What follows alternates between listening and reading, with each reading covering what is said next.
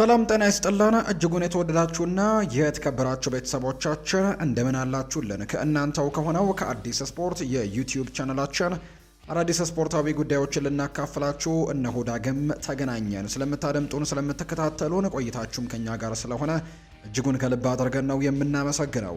በዛሬ ፕሮግራማችን የተለያዩ ስፖርታዊ ጉዳዮችን ወደ እናንተ እያደረሰን ቆይታን የምናደርግ ነው የሚሆነው።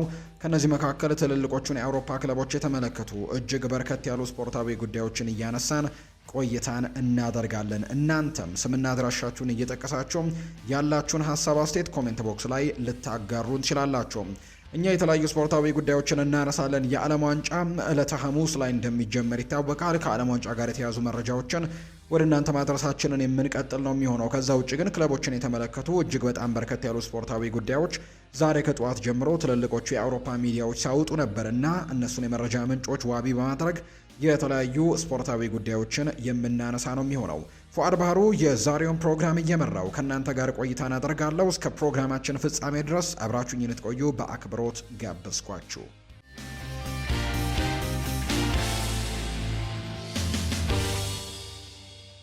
የአርሰናል ጉዳዮችን በማስቀደም ነው የዛሬ ፕሮግራማችንን ውድ ቤተሰቦቻችን የምንጀምረው። አርሰናል ከእንግሊዝ ፕሪምየር ሊግ የተውጣጡ በርካታ የመሃል ሜዳ ተጫዋቾች ላይ ፍላጎት እያሳየ እንደሚገኝ የሚያሳዩ መረጃዎች ይፋ ተደርገዋል። እንግዲህ በቡድን ውስጥ የማጥቃት ተለዋዋጭነትን የሚጨምሩ ተጫዋቾችን ለመጨመርም አርሰናል ሙከራዎችን እያደረገ እንደሚገኝ የሚያሳዩ መረጃዎች ናቸው አሁን ላይ ይፋ እየተደረጉ የሚገኙት። ሞርጋን ሮጀርስ ዋነኛ ኢላማ እንደሆነ በአርሰናል ቤት ያሉ ሰዎችም በትክክል ያምናሉ።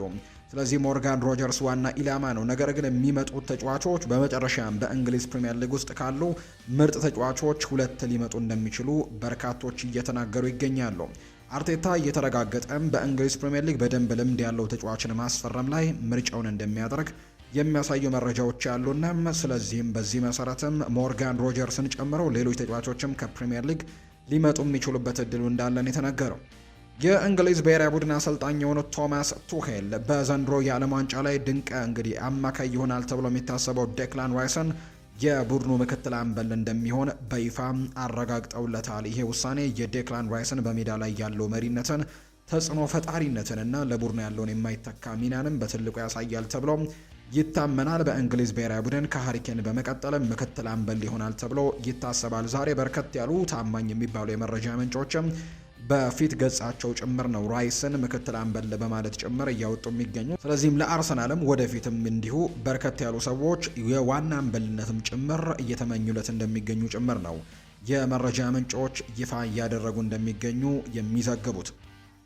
የማንቸስተር ዩናይትድ ጉዳዮችን ደግሞ እንንገራችሁ። ባየር ሚኒክ ለማርከስ ራሽፎርድ ማንቸስተር ዩናይትድ ያስቀምጠውን 34.5 ሚሊዮን ፓውንድ የዝውውር ዋጋ ለመክፈል ዝግጁ ናቸው ተብሏል።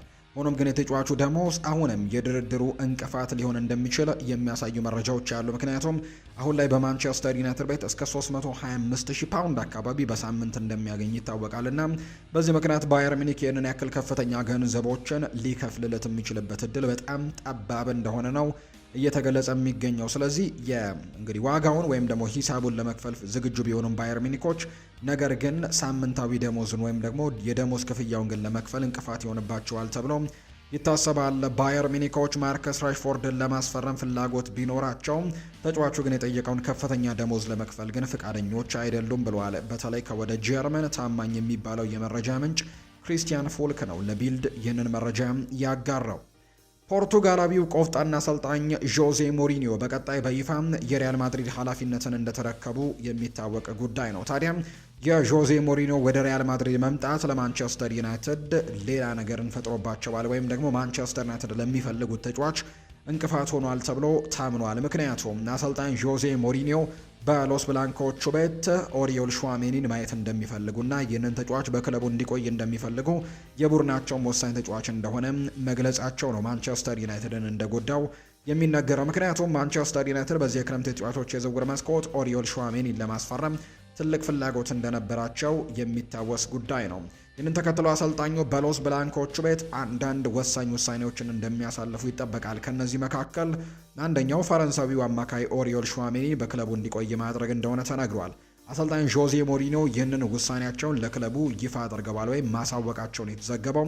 ስለዚህም ማንቸስተር ዩናይትድ አማካዩን በክለቡ ቤት የፈጠረውን ውዝግብ ተከትሎ የተፈጠረውን እድል በመጠቀም ተጫዋቹን ለማስፈረም ፍላጎት አሳድሮ እንደነበር ይታወሳል። በተለይ ከፌዴሪኮ ቫልቬርዴ ጋር በፈጠሩት ግጭት ምክንያት ይሄ ተጫዋች ምናልባት ሊለቅ ይችላል የሚሉ አይነት ግምቶች የነበሩ ቢሆንም ዩናይትድም ያንን በመመልከት እንቅስቃሴዎችን ቢያደርጉም ነገር ግን ጆዜ ሞሪኒዮ ይህንን ተጫዋች በቡድን ውስጥ መመልከት እንደሚፈልጉ መናገራቸው ዩናይትድ ይህንን ተጫዋች እንዳያስፈርሙ ሊያደርጋቸው እንደሚችል ነው የተገለጸው።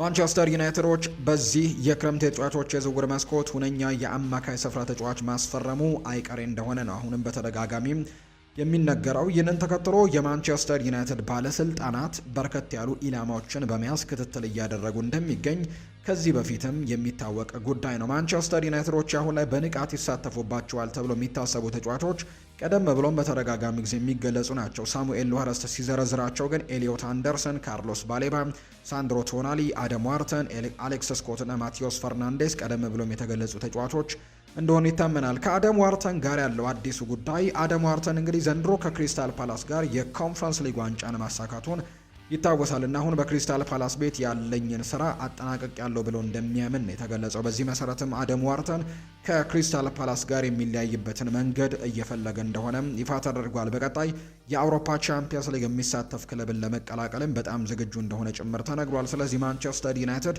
ምናልባት ሌሎች አማራጮቹን ማግኘት የማይችል ከሆነ አደም ዋርተንን የማግኘት ጥሩ እድል እንዳለው የሚያሳዩ የመረጃ ምንጮች ይፋ አድርገዋል። ሌላኛው የኤደርሰን ጉዳይ ነው። ወደ ማንቸስተር ዩናይትድ የሚያደርገው ዝውውር መጠናቀቁ ይታወሳል። ብራዚላዊው አማካይ ኤደርሰን ማንቸስተር ዩናይትድን ለመቀላቀል ከሙሉ ስምምነት ላይ መድረሱን የምናስታውሰው ነው። ተጫዋቹ በጥቂት ቀናት ውስጥም በይፋ ማንቸስተር ዩናይትድን ይቀላቀላል ተብሎ ሲጠበቅ ነበር፣ ወይም ደግሞ በይፋ አናውንስ ይደረጋል ተብሎ እንደነበር ይታወሳል። ሁሉም ውሎች ተፈርመዋል። አብዛኛው ነገር ሁሉም ነገር ተጠናቋል። ነገር ግን ይፋ ማድረግ ብቻ ነው የሚቀረው፣ ወይም ፊርማውን ማኖር ብቻ ነው የሚቀረው። ሆኖም ግን ተጫዋቹ ዘግይቶም ቢሆን ከሀገሩ ብራዚል ብሔራዊ ቡድን ለዓለም ዋንጫ በደረሰው ጥሪ ምክንያት አሁን ላይ ዝውውሩ የሚቋጭበት ጊዜ በተወሰነ መልኩ ሊዘገይ እንደሚችል ተነግሯል። በዚህ መሰረትም ተጫዋቹም ብራዚል በዓለም ዋንጫ ውድድር ላይ የሚኖራት ጊዜ ሲጠናቀቅ ነው ወደ ማንቸስተር ዩናይትድ በመብረር የሕክምና ምርመራውን እንደሚያደርግ እየተነገረው። እንዲሁም የቪዛ ሁኔታዎችን በማጠናቀቅም ማንቸስተር ዩናይትድን በይፋ የሚቀላቀልበት ጊዜ ከዓለም ዋንጫው በተለይ ብራዚል ከዓለም ዋንጫው እንግዲህ መጠናቀቂያዋ ጊዜ በኋላ እንደሚሆን የማንቸስተር ኢቭኒንግ ኒውስ የመረጃ ምንጭ ዘገባ ያሳያል። ሊቨርፑልን የተመለከቱ መረጃዎችን ወደ እናንተ እናደርስ። ኮዲ ማቲያስ ጋክፖን በተመለከተ አንድ ክለብ የዝውውር ጥያቄን ይዞ እየመጣ እንደሆነ መረጃዎች እየወጡ ነው። በኮዲ ጋክፖ ላይ ፍላጎት ያለው ክለብ እንዳለ ፋብሪዚዮ ሮማኖ መረጃውን ይፋ እያደረገ እንደሚገኝ ነው ዘገባዎች እየጠቆሙ እንደሚገኝ የተገለጸው። ስለዚህም ደግሞ ይህ ክለብ ማን ይሆናል የሚለው ጉዳይ እስካሁን በይፋ ባይነገርም፣ ነገር ግን ሊቨርፑሎች ምናልባት የሚለቁበት እድል ካለ ግን ይህንን ተጫዋች ለማስፈረም የሚመጣ ክለብ አለ ተብሏል። ከዚያ እሱ ይቆያል ወይስ ይለቃል የሚለው የሚወሰነው ሊቨርፑል ነው። ይህም ደግሞ ከአሰልጣኙ አንዶኒ ኢራኦላ ጋር በመሆንም ክለቡ ውሳኔ ያሳልፋል ተብሎ እንደሚጠበቅ ነው የመረጃ ምንጮች ይፋ እያደረጉ የሚገኙት። የተለያዩ ክለቦች ግን እንቅስቃሴዎችን ሊያደርጉበት እንደሚችሉ የሚያሳዩ መረጃዎች በስፋት ወጥተዋል።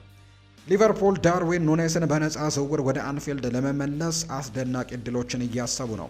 እስካሁን ምንም ነገር አልተወሰነም። ነገር ግን ሊቨርፑሎች የአልሂላሉን አጥቂ ከቀረበላቸው 8 ቡድኖችም አንደኛው ናቸው። ሊቨርፑልም እንዲሁም ቅልቅል ውስጥም እንዳለ ጭምር የሚያሳዩ ነገሮች ያሉና ወደ ቀድሞ ክለቡ ሊመልሱት የሚችሉበት እድሉ እንዳለ ይፋ ተደርጓል። ሊቨርፑል በክንፍ ተጫዋቾች ጉዳይ ላይ በጣም ተጠምዷል ተብሏል። ሊቨርፑል አዳዲስ የክንፍ ተጫዋቾችን ወደ ቡድኑ በማምጣት ረገድ ንቁ እንቅስቃሴን እንደሚያደርጉ እርግጥ እንደሆነ ነው ፋብሪዚዮ ሮማኖ የገለጸውና ሊቨርፑል ያንን ቦታ ለማስተካከል በትልቁ እንቅስቃሴዎችን እያደረገ ስራዎችንም እየሰራ እንደሚገኝ የሚያሳዩ መረጃዎች አሉ። ያን ዲያማንዴ በመጨረሻም ሊቨርፑልን እንደሚቀላቀል የሚጠበቀው ነገር እየጨመረ በመጣበት ጊዜ እስካሁን የተረጋገጠ ነገር ባይኖርም፣ ስለዚህም ውድድሩ አሁንም ክፍት እንደሆነ ቢታመንም ሊቨርፑል ግን ጥሩ እንቅስቃሴዎችን ሊያደርግ የሚችልበት እድል ነው ያለው።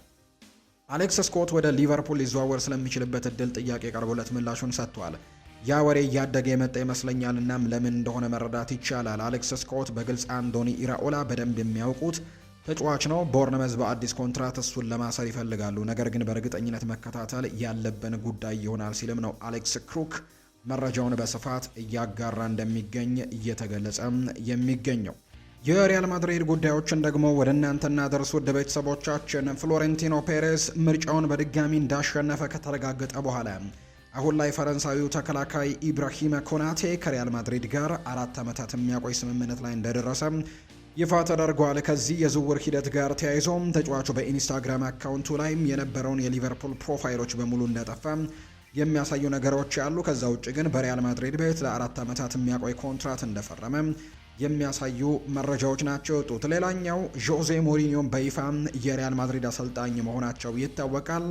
በተቻለ ፍጥነት ይመጣል፣ እሱም ቢሆን በመመለሱ በጣም ደስተኛ ነው ብለዋል ፍሎሬንቲኖ ፔሬዝ።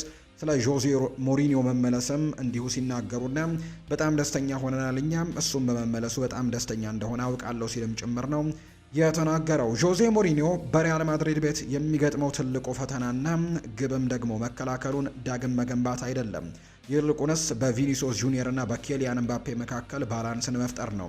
ሞሪኒዮ እንደ ግዴታ የተሰጠው ኃላፊነት የሁለቱን ምርጥ ብቃት በተመሳሳይ ጊዜ በማውጣት ባላንስ ባለው የጋራ ውጤት የሚያመጣ ሲስተምን መፍጠር እንደሆነ ይፋ ተደርጓልና ለዦዜ ሞሪኒዮ በጣም ትልቁ የራስ ምታትና ትልቁ የቤት ስራ ይሆናል ተብሎ የሚጠበቀው ሁለቱ በሪያል ማድሪድ ኮከብ የሆኑ ተጫዋቾችን እንዴት በጋራ መስራት እንደሚችሉ ማሳየት ብቻ ነው። የቀድሞ የሪያል ማድሪድ ተከላካይ ፖርቱጋላዊው ፔፔ የአሰልጣኝ ዦዜ ሞሪኒዮ አሰልጣኝ ቡድን አባልን ሊቀላቀል እንደሆነ እየተነገረ ነው። አሰልጣኝ ዦዜ ሞሪኒዮ እና ፔፔ አብረው በሚሰሩበት ሁኔታ ዙሪያ ንግግር ማድረጋቸውን ነው ፋብሪሲዮ ሮማኖ ይፋ ያደረገው። ፖርቱጋላዊው ፔፔ በአሁኑ ሰዓት ወደ ቀድሞ ክለቡ ለመመለስ እያሰበበት እንደሚገኝ ነው የተነገረው። ፔሬዝ ምርጫውን ማሸነፋቸውን ተከትሎ አሰልጣኝ ዦዜ ሞሪኒዮ የሪያል ማድሪድ አሰልጣኝነታቸው መረጋገጡ የሚታወቅ ጉዳይ እንደሆነ ይፋ ተደርጓል። በዚሁ የባርሴሎና ጉዳዮችንም እንንገራቸው። አንቶኒ ጎርደን ማርከስ ራሽፎርድ ስለነገረው ነገር ተጠይቆ ምላሹን ሰጥቷል። እሱ በባርሴሎና ያሉ ሰዎች ምን ያክል ምርጥ እንደሆኑና ምን አይነት ጠንካራ የቡድን መንፈስ እንዳላቸው እየነገረኝ ነበር። ይህም ደግሞ ባርሴሎና ውስጥ ካሉ ሰዎች የሰማሁት ነገር ነው። ስለ ከተማዋና ስለ መኖሪያ ቦታዎችም አጫውቶኛል። እሱ ደስ የሚል ሰው ነው፣ በጣም አሳቢ ነው። ዝም ብሎ የተወሰነ መረጃን ይስጠኝ ነበር ሲልም ጭምር ነው የተናገረው አንቶኒ ጎርደን ስለ ማርከስ ራሽፎርድ ሀሳቡን ሲናገር። ኦስማን ዴምቤሌ የባሎን ዶር ሽልማትን ሲያሸንፍ ምን ተሰማ ተብሎ ደግሞ ጥያቄ የቀረበለት ላሚን ያማል ነው። እውነቱን ለመናገር እውነተኛ ከሆንኩኝ በሆኑት ብዙ ነገሮች ምክንያት በዚያ ቀን አሸንፋለሁ ብዬ አስቤ ነበር። ወደ ኋላ መለስ ብዬ ሳስበው ዴምቤሌ ማሸነፉ ለእኔ በጣም ጥሩ ይመስለኛል። በግሌ እንዲያድግ ከመርዳት ባለፈም ለማሸነፍም ትክክለኛው ጊዜ እንደሆነ አላስብም። ምክንያቱም ገና ልጅ ስለነበርኩኝና ምናልባትም ባሎን ዶርን ማሸነፍ እውነት ምን ማለት እንደሆነ ትልቅ ቦታ ላልሰጠው ችል ነበር። ይህ ዓመት የኔ ይሆናል እንደሆነ ወደፊት የምንመለከተው ጉዳይ ነው ሲልም ነው ላሚን ያማል የተናገረው። ሌላኛው ላሚን ያማል ያነሳው ጉዳይ እኔና ኦስማን ዴምቤሌ በጣም እንግባባለን፣ ከሱ ጋር ጊዜ አሳልፈናል፣ ብዙ ጊዜም አውርተናል። እናም ባለፈው ቀን እንኳን ደውሎልኝና እንዴት እንደሆንኩ ይጠይቆኛል። ከዛ ጊዜ ጀምሮ የባሎን ዶር ስነ ስርዓት ጀምሮ ማለት ነው በሳል ሆኛለሁ። በህይወቴ ውስጥም ብዙ ነገሮችን ቀይሬያለሁ። በማሸነፉ በጣም ደስተኛ ነኝ። በዱባይ ሽልማቶችም አብረን ነበርን እና ጥሩ ግንኙነት እንዳለን ማየት ትችላላችሁ። አሁንም አልፎ አልፎ እናወራለን ሲል ነው ላሚን ያማል ስለ ኦስማን ዴምቤሌ የተናገረው። ማርኮ ኮሬያ ወደ ባርሴሎና መመለስን ቀዳሚ ምርጫው አድርጓል ተብሏል። ነገር ግን ዝውውሩ ዋስትና እንደሌለው ነው የሚረዳው። ቼልሲዎች ለተጫዋቹ ከ40 እስከ 50 ሚሊዮን ዩሮ እንደሚጠይቁ ይነገራል። ባርሴሎና ማርኮ ኮሬያ ላይ ያለው ፍላጎት አሁንም እንደቀጠለ ነው። ሃንስ ፍሊክ ቴክኒካዊ ጥራቱን፣ አካላዊ ባህሪያቱንና ቴክኒካል ሁለገብነቱን ወይም ቨርሳታይሊቲነቱንም ያደንቁታል ተብሏል። ማርኮ ኮሬያ ከአስደናቂ የስፖርት ፕሮጀክቶች ጋር ተዳምሮ ከፍተኛ ትርፋማ የሆነ ጥያቄም ከቀረበለት ባርሴሎናን ከመጠባበቅ ይልቅ የወደፊት ህይወቱን በቅርቡ ለመፍታትም ሊመርጥ እንደሚችል የሚያሳዩ መረጃዎች ናቸው የተነገሩት። ይህ በእንዲህ እንዳለ ኮንትራቱ እስከ 2028 የሚቆየው አሌሃንድሮ ባልዴ ከባርሴሎና ለመልቀቅ በንቃት እያሰበ አይደለም። ሆኖም ግን የግራ መስመር ተከላካዩ ቦታውን በጃኦ ካንሴሎ በማጣቱ የውድድር ዘመኑን በብስጭት ነው እንዳጠናቀቀው የሚያሳዩ መረጃዎች የወጡት። በርከት ያሉ ፈላጊዎች ያሉት በተለይ በእንግሊዝ እነ ማንቸስተር ዩናይትድ፣ እነ ማንቸስተር ሲቲ፣ ከዛ ውጭ ደግሞ እነ አስተን ቪላን ጨምሮ ሌሎች ትልልቅ የሚባሉ ክለቦችም ይህንን ተጫዋች ለማስፈረም ጥያቄዎችን ሊያቀርቡ የሚችሉበት እድል እንዳላቸው እየተነገረ ነው። ማርኮ ኮሪያ ከቼልሲ ከወጣም የሚፈለገው ወደ ባርሴሎና መመለስ እንደሆነ ተነግሯል። ሞንዶ ዲፖርቲቮ እንደሚያጋራው በአሁኑ ሰዓት ከላሊጋው ክለቦች ከፍተኛ ፍላጎት ያሳዩ አትሌቲኮ ማድሪድ ቢሆንም ተጫዋቹ ግን ማንኛውንም ውሳኔ የሚወስነው ከዓለም ዋንጫ በኋላ እንደሆነ ይፋ ተደርጓል ብሏል ሞንዶ ዲፖርቲቮ መረጃውን ሲያጋራ። በቶትንሃምና በብራይተን መካከል በያን ፖል ቫን ሄክ ዝውውር ዙሪያ ላይ የሚደረገው ድርድር የቀጠለ ሲሆን በዚህ ሳምንትም በድጋሚ ለመነጋገር ቀጠሮ እንደተያዘ ይፋ ተደርጓል። ቫን ሄክ ዝውውሩን ይፈልገዋል። ሮቤርቶ ዲዘርቢም እሱን በቡድናቸው ውስጥ ይፈልጉታል። ብራይተን 2 የዝውውር ጥያቄዎችን ውድቅ ካደረገ በኋላ በክለቦቹ መካከል የሚደረገው ንግግር አሁንም እንደቀጠለ እንደሆነ ነው ፋብሪዚዮ ሮማኖ ያጋራው። ሄንሪክ ሚኪታሪያን በተቀነሰ ደሞዝ ኢንተር ሚላን አዲስ የ1 ዓመት ውልም ለመፈረም ተስማምቷል ተብሏል። ስምምነቱ ከተጠናቀቀ ደግሞ 2 ሳምንታት ሆኖታል። ሚኪታሪያን የሚደራደረው በግሉ ነው። ምንም አይነት ወኪልም አልተሳተፈበትም። እሱ ሌላ ደረጃ ላይ ያለ ሰው እንደሆነም ተነግሯል። የኢንተር ሚላኑ ዳይሬክተር አውሲሊዮ ናቸው ይህንን ሀሳብ የተናገሩት። አይመሪክ ላፖርትና እንዲሁ ስለሱ ከሲቲ ጋር በቻምፒየንስ ሊግ ያሳለፈውን ጊዜ ይናገራል። ከቶትንሃም ጋር በተጫወትነው ጨዋታ የተሸነፍነው በፈርናንዶ ሊዮሬንቴ የእጅ ኳስ ምክንያት ነበር። በቀጣዩ ዓመት ከነሱ ጋር በተደረገው የመጀመሪያው ጨዋታ ኳሱን ወደ ጋብሪኤል ሄሱስ አሻገርኩለት። ኳሱ ራሴንና እጄን ነካ። ቫር ደግሞ ሃንድ ቦል አለ። ይህም ደግሞ እጅ ኳስ ነው ብሎ ማን ሊናገር ይችላል? እናም በዚህ ምክንያት የቻምፒየንስ ሊጉን አጣን። በጣም ከባድ ነበር ብሏል። ብዙ ፍትህ የጎደለው ነገር ነበር እምላለሁ። በየአመቱ ተመሳሳይ ሁኔታ ውስጥ እንገባ ነበር። ከቶተናም ጋር ፔናልቲ ያመለጠን አጉዌሮ ነበር። ከዚያም ከነሱ ጋር በእጅ ጎል አስቆጠሩብን። ከሊቨርፑል ጋር ደግሞ ኦፍሳይድ ተባለ። እውነቱ ግን ኦፍሳይድ አልነበረም፣ ትንንሽ ዝርዝሮች ናቸው ሲልም ይናገራል። ልክ እንደ ፕሪሚየር ሊግ ብዙ ቻምፒየንስ ሊጎችን ማሸነፍ እንችል ነበር። በ6 ዓመታት ውስጥ 5 የቻምፒየንስ ሊግ ዋንጫዎችን ማሸነፍ እንችል ነበር። ሞኝ ስህተቶች አእምሮን እያጣን እንደሆነበረም ትዝ ይለኛል። ሁልጊዜም ይማ ድራማ ነው ሲልም ጭምር እናገር ነበር ሲል ነው የተናገረው። ይህንን ሀሳብ የሰጠው አይመሪክ ላፖርት ነው። የዓለም ዋንጫ ጉዳዮችን ደግሞ እንንገራችሁ። በአርጀንቲናው ጨዋታ ህዝባችንን ለማስደሰት ዝግጁ ነን ብሏል ሪያድ ማህሬዝ። ሰሜን አፍሪካዊቱ ሀገር አልጄሪያ የዓለም ዋንጫ መጀመሪያ ጨዋታዋን ከአርጀንቲና ጋር ነው የምታደርገው። ስለ ጨዋታው አስተያየቱን የሰጠው የቡድኑ ቁልፍ ተጫዋች ሪያድ ማህሬዝ ህዝባችንን ለማስደሰት አርጀንቲናን ለመቅጠምም ዝግጁ ነን ብለዋል። አልጄሪያውያን እንግዲህ ጨዋታውን ለማየት ሌሊት እንደሚነሱ ተስፋ አለኝ ያለው ሪያድ ማህሬዝ በውጤቱ እናስደስታችኋለን ሲልም ነው የተናገረው። ጨዋታው ለእኛ ከባድ ይሆናል፣ ነገር ግን ለፍልሚያው ተዘጋጅተናል ሲል ነው ሪያድ ማህሬዝ የተናገረው። ህይወት ከባድ ሆናብናለች ብሏል ሮናልድ ኪውመን ነው ይህንን ሀሳብ የሰጠው። የኔዘርላንድ ብሔራዊ ቡድን አሰልጣኝ ሮናልድ ኪውመን በቅርቡ ባለቤታቸው በጠና እንደታመሙ አስታውቀው ነበር። አሰልጣኙ አሁን ላይ በሰጡት አስተያየትም የትዳር አጋራቸው በህመሙ ምክንያት ወደ አሜሪካ እንደማያቀኑ ነው የተገለጸው። አንዳንድ ጊዜ ህይወት ለእኛ ከባድ ነች ያሉት ሮናልድ ኪውመን የህክምና ውጤቱ መልካም እንደሚሆን ተስፋ አለኝ፣ ነገር ግን ከባድ ነው ሲሉ ጭምር ይገልጹታል። ባለቤታቸው በአሁኑ ሰዓት መኖሪያ ቤታቸው ተቀምጠው ህክምናቸውን እየተከታተሉ መሆኑን ያስረዱት። አክለውም ነገር ግን ለፍጻሜው ከደረስን ሐኪሞች ከፈቀዱ የአንድ ጊዜ ህክምናዋን አቋርጣ ወደ አሜሪካ ልትመጣ ትችላለች ሲሉም ይናገራሉ። የ2026 ዓለም ዋንጫ የመጀመሪያ ተሳትፏቸው የሆኑ ኮከብ ተጫዋቾችን እንመልከት። ቀናቶች ብቻ የቀሩት 23ኛው የዓለም ዋንጫ ላይ የትኞቹ ብሔራዊ ቡድኖች ውጤታማ ጊዜን ያሳልፋሉ የሚለው ብቻ ሳይሆን የትኞቹ ኮከቦች ውስጥ ደግሞ አንጸባርቀው ያጠናቅቃሉ የሚለው በርካቶች የሚጠብቁት ነው። አንዳንዶች በእድሜ ከፊሎች ደግሞ የሀገራቸውን እግር ኳስ ደረጃም ለዓለም የሚያበቃ ሳይሆን በትልቁ መድረክ የቀደሙ የተሳትፎ ታሪክ የላቸውም። እነዚህ ተጫዋቾች በክለቦቻቸው ውጤታማ ጊዜያትን እንደማሳለፋቸው የዓለም ዋንጫ ቆይታቸው ምን ሊመስል ይችላል የሚለውን ነው የምንመለከተው። ኤርሊንግ ሃላንድን እንመልከት። የማንቸስተር ሲቲ ኮከብ ለሀገሩ ብሔራዊ ቡድን በ49 ጨዋታዎች ተሰልፈው 55 ጎሎችን አስቆጥረዋል። ሆኖም ግን ኖርዌይ በዓለም ዋንጫ ከተሳተፈች 28 ዓመታት መቆጠራቸውን ተከትሎ ይህ ኮከብ በጀርመን ሲያንጸባርቅ፣ በእንግሊዝም ሲደምቅ በመድረኩ የታየበት እድል ግን እስካሁን አልነበረውም በዓለም ዋንጫ። ዘንድሮ ግን የስካንዲቪያኗ ሀገር እሱ እንግዲህ ሳይወለድ በፊት የነበረውን የዓለም ዋንጫ ተሳትፎ ዳግም አግኝታ የ25 ዓመቱ ኮከብ በዓለም ዋንጫው ላይ የሚታይበት ዋዜማ ላይ ነን። ሌላኛው ላሚን ያማል ነው። ከዚህ በኋላ የሚኖረው የዓለም እግር ኳስ ንግስና ወደ እርሱ ያዘነበለ ሊሆን እንደሚችል በርካታ አመላካቾች በቅርብ ዓመታት ታይተዋል። እርሱ ግን ወደዚች ምድር የመጣው የ2004 የአውሮፓ ዋንጫ በሚካሄድበት ወቅት ላይ ነበር።